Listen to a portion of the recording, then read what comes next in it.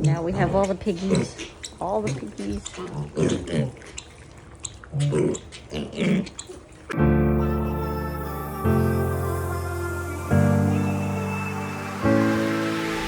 Hi, welcome to TFL Design. My name is Phoenix and this is part 5 and the finale to my 2023 Asia vacation.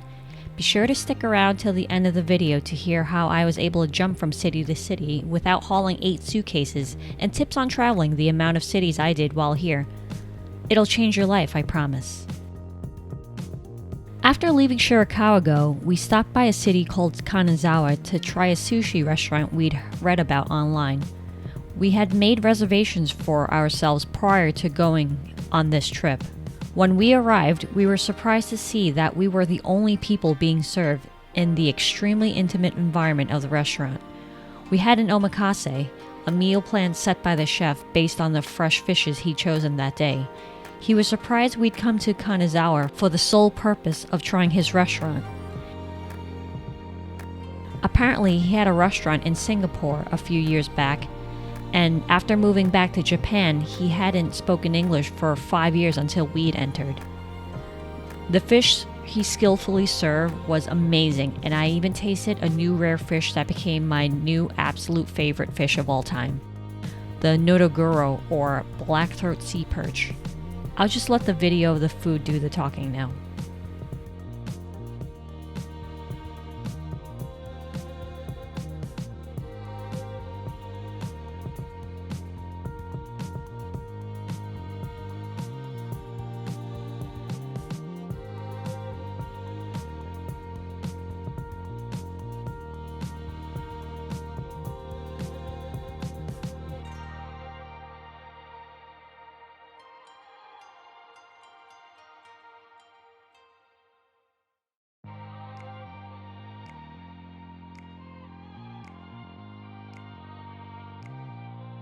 After leaving the restaurant, we Googled for things to do nearby and found a small ninja weapon museum. It was fun seeing some actual armor and weapons. But most importantly, I got to throw ninja stars.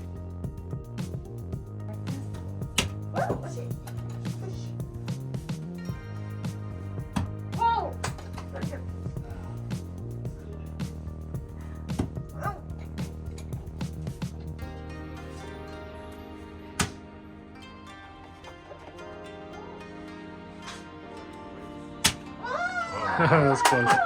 I wasn't very good at first, but by my last throw, I'd gotten the closest to the bullseye in my group. Our final city of residence was in Kyoto. We had planned to live here for 3 nights and visit neighboring cities via train. Because our first Airbnb did not have 3 nights available, only 2, we had to move to another one on our final night. I'll just put the 2 places we lived in after each other in this video.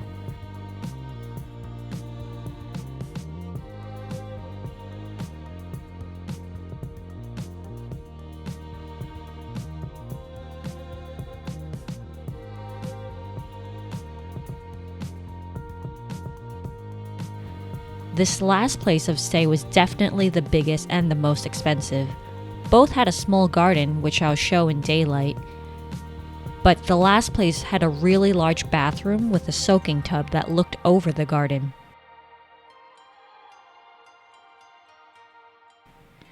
Of course, we all took turns using it to soak and enjoy the crisp weather outside.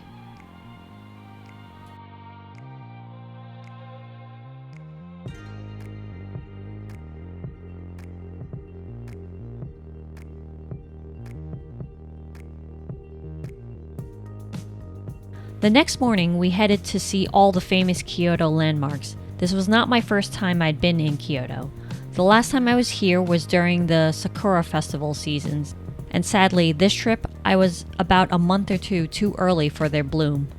But because this was the first time for one of the people in my group, we had to do all the usual Kyoto tourist stuff like visit the 10,000 gates. Now, the last time I was here, it was during the spring and it was too humid and too hot for me to make the full climb. This time, I was determined to make the climb despite wearing full winter jackets and carrying slightly more weight with my bags. However, the weather was nice and cool, which made a huge difference. As you move further up the mountain, less and less people were making the climb.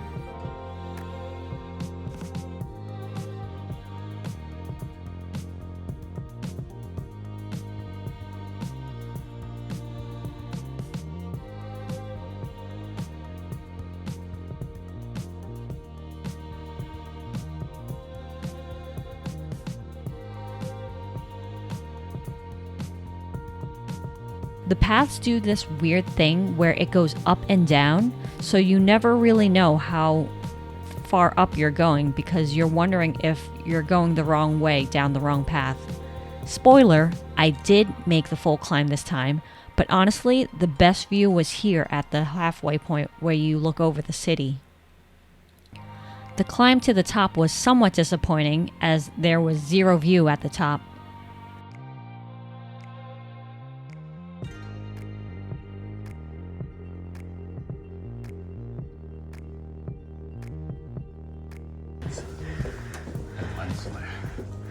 I'm here for the lens flare.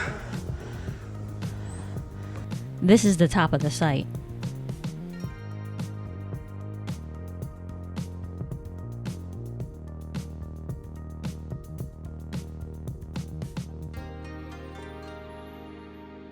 Oh, fun fact, after the climb, we thought we'd treat ourselves to Kobe beef cubes on a stick that we thought would be really good, given the price. However, we fell for the tourist trap and paid like $40 for 4 chunks of meat that were extremely subpar. I can't believe I fell for it, especially when I had had superior meat for a fraction of its price in other Japanese cities. Oh well, lesson learned. After that disappointment, we went in search of a Shiba cafe and learned that you had to make reservations prior to arriving. Since we did not have reservations, we went next door to this, a piglet cafe.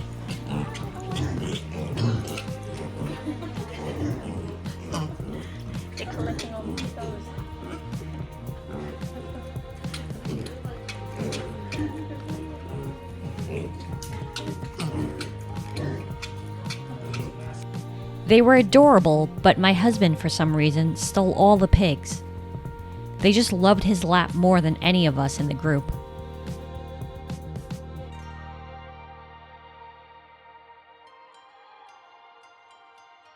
Later that day, when I thought we'd do a little less climbing, my group decided we'd do more climbing and visit the Kyoto Temple.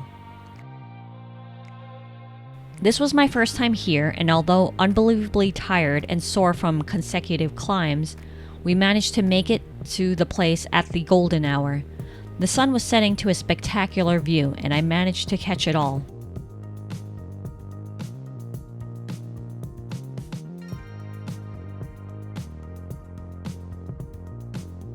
So, as tired and annoyed as I was, it was worth it, I guess. But never again.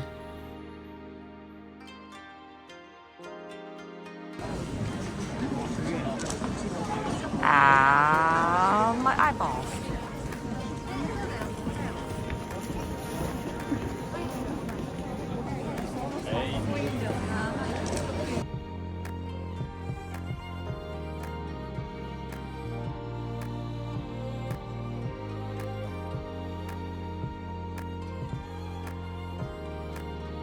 The next day, we went to see more sights around Kyoto.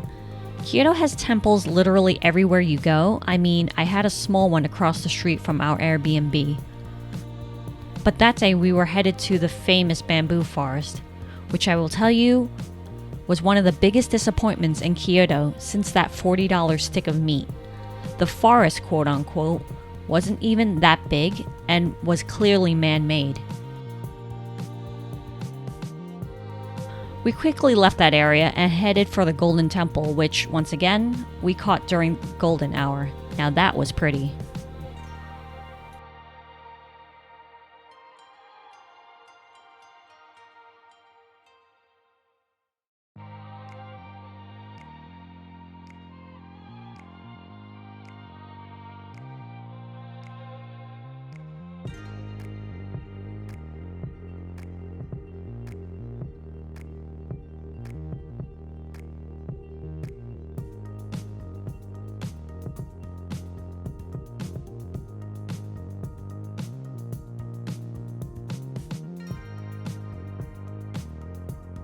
That night we headed for another temple area that I'd gone to before, but this time, because of the lack of tourists, we were able to take a lot of long and quiet shots with 0 people in it.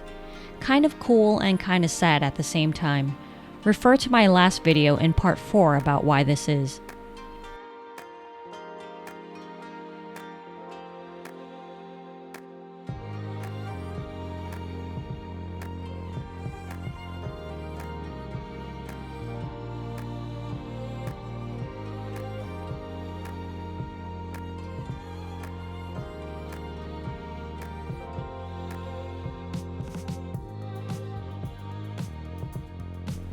The next morning, we visited one last final onsen, which once again, I won't have videos of, but I will have the meal after. Amazing beef as always. This was not an onsen in Kyoto, but we wanted to return to this city specifically because the last time we were here, this was the first onsen we had ever been to. And so, to bring back those memories, we thought we'd visit it again, but visit another onsen area. This one was a bit more on the industrial side.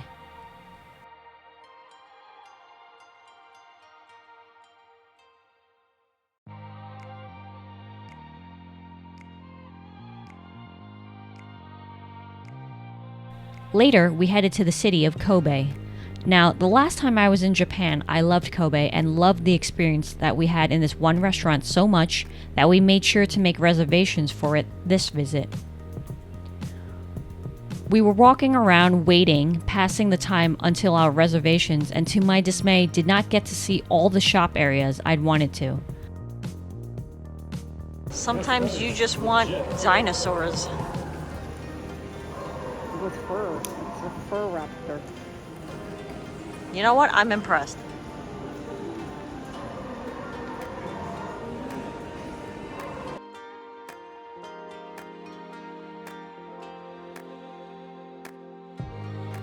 I don't know why Kobe isn't on a lot of thrifting maps, but their consignment and secondhand stores are pretty amazing.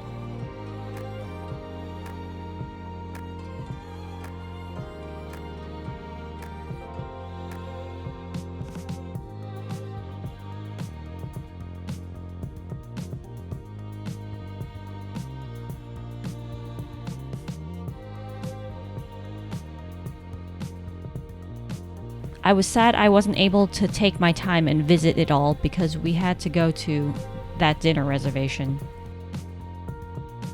Next time I go to Japan, I will make sure I spend at least 2 days in Kobe. I won't make that mistake again.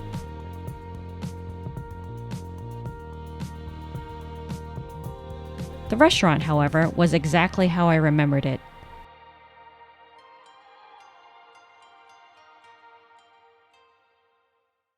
An elderly woman was cooking for us the entire time, and I love it.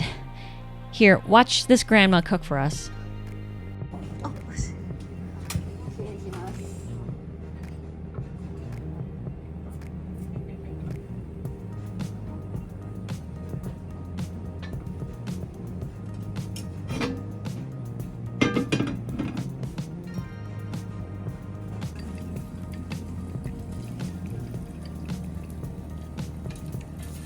Which one's the ball?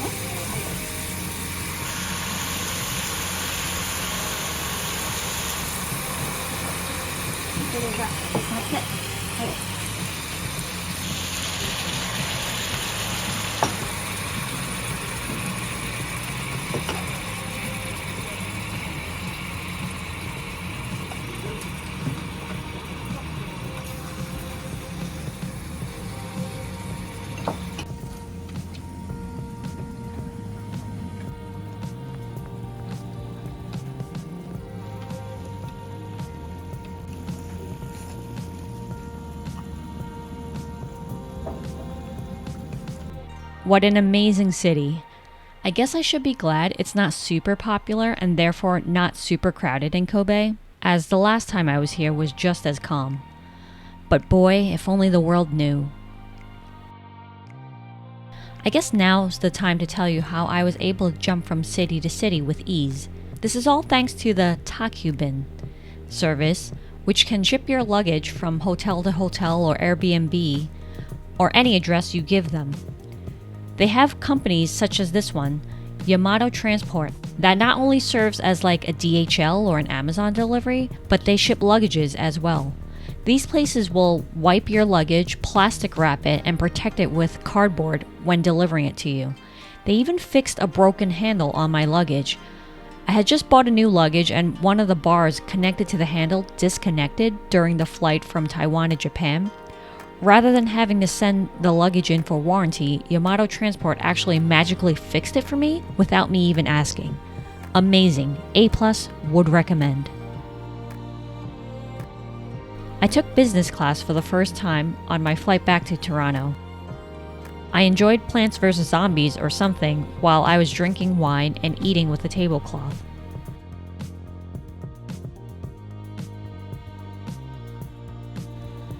But yeah, that was the trip and I hope you enjoyed it. Comment and subscribe if you want to see more of my future adventures, or if you want to see what I do now that I'm back home. Bye-bye now.